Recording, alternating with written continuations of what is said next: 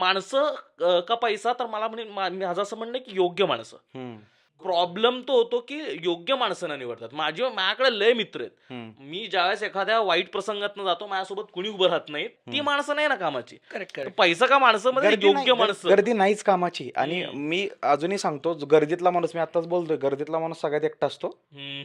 हां, कारण ज्यानं गर्दी कमवली आयुष्यात, जे खूप मित्र आहेत, त्यानं प्रत्येकाला एक पाट देऊन ती गर्दी कमवलेली आहे. आणि तो पाट त्याला माघारी मिळत नाही. ते एकटं बसतं रात्री, "यार माझ्यासाठी कोण?" आणि दुसऱ्या दिवशी तोच हसून सगळ्यांबरोबर बोलतो. करेक्ट आहे, मग अशी माणसं नाहीत कामाची. बरोबर. माझा भाऊ आहे ना, माझ्या भावाला 2च मित्र आहेत, एक पुण्यात, एक साताऱ्यात.